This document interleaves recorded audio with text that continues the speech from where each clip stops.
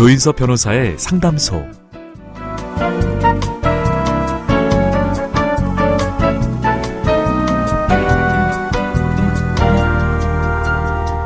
오래된 시골집 나무 기둥에서 동그란 점박이 무늬를 보신 적 있으신가요? 그걸 바로 옹이라고 하는데요. 나뭇가지가 꺾이거나 떨어져 나가면서 생긴 흉터라고 할 수 있죠. 옹이가 단단히 박힌 나무는 쉽게 갈라지거나 뒤틀리지 않아서 주로 건물의 대들보나 기둥으로 쓰인다고 합니다. 사람도 그렇지 않을까요? 오늘의 좌절과 시련이 내일을 버티는 힘이 돼줄 겁니다. 조인섭 변호사의 상담소 지금 바로 문을 열겠습니다.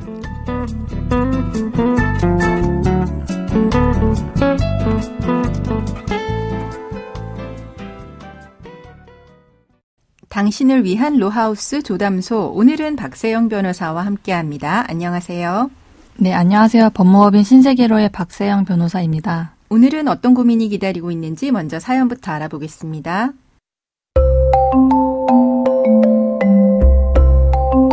저와 남자친구는 해외여행을 하다가 우연히 만났습니다. 이직을 결정했을 때였습니다. 머리나 식힐 겸 패키지 여행을 신청했는데 주로 어르신들이 참가하는 패키지 상품이었죠. 저희 그룹 중에서 남자친구와 저만 일행이 없어서 식사도 함께 하고 자유시간도 같이 보내다가 친해졌습니다. 한국에 돌아와서도 남자친구와 계속 만났습니다. 저는 그가 유부남이고 아이 아빠일 줄은 꿈에도 몰랐습니다. 우연히 남자친구 휴대폰에서 아이 사진을 발견하고 농담 삼아서 혹시 결혼했냐고 물어본 적이 있긴 합니다. 그때 남자친구는 조카 사진이라고 말했습니다. 그뿐 아니라 남자친구는 부모님에게 저에 대해서 말했고 결혼을 하면 신혼집을 어디로 할지 말하곤 했습니다. 저는 남자친구가 당연하게도 미혼이라고 생각했죠. 그와 저의 관계는 깊어졌고 저는 임신을 하게 됐습니다. 저는 이 사실을 남자친구한테 알렸는데 얼굴이 사색이 되더라고요.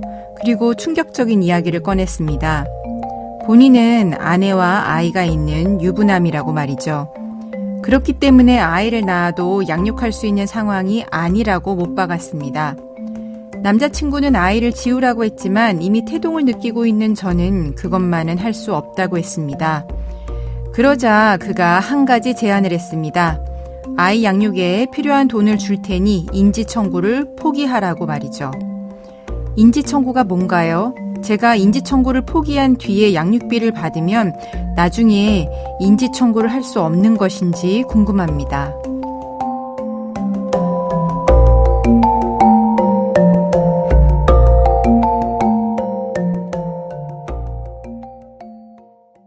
네, 어떻게 생각하면 유부남이랑 만난 건데 혹시 상간녀 손해배상이 문제되진 않을지 그거부터 짚고 넘어가야 될 것 같습니다.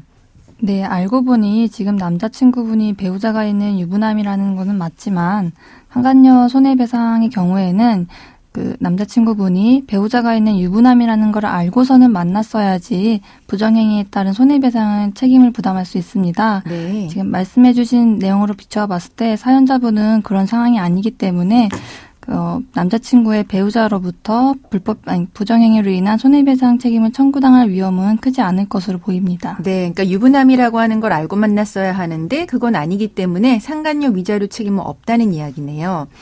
그러면 사연자분도 이 남자분에게 속은 겁니다. 그죠? 그렇다면 이런 상황에서 그 남자 친구에게 불법행위로 인한 정신적 손해배상을 청구할 수는 있을까요?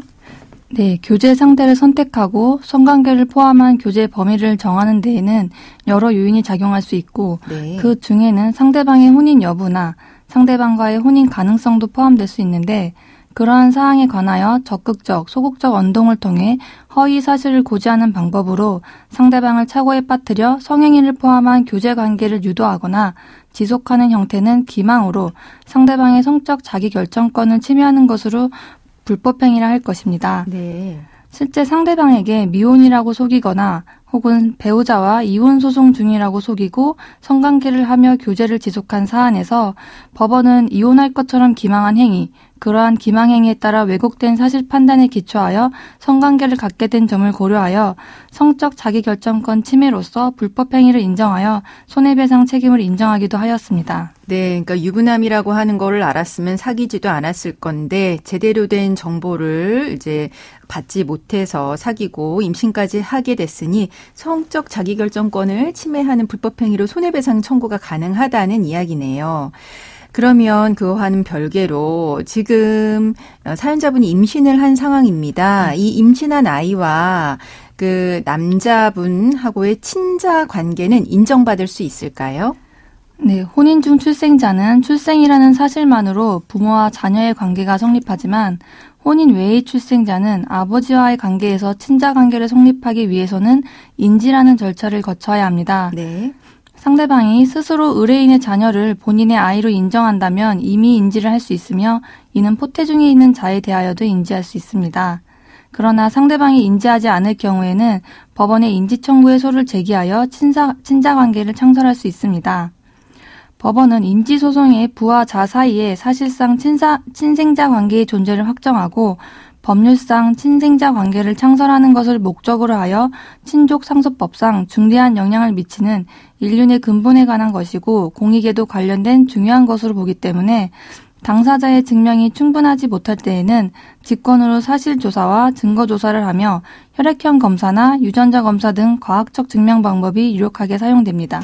네, 그러면은 사연자분과 남자 그 친구 사이의 아이는 이제 혼인 중의 출생자는 아니지만 인지라고 하는 절차를 통해서 친자로 인정받을 수는 있네요.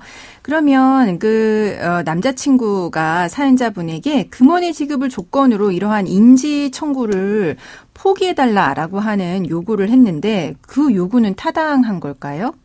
네, 인지 청구권은 일신 전속적인 신분 관계상 권리로서 포기할 수 없으며 포기하더라도 그 효력이 발생할 수 없습니다. 네.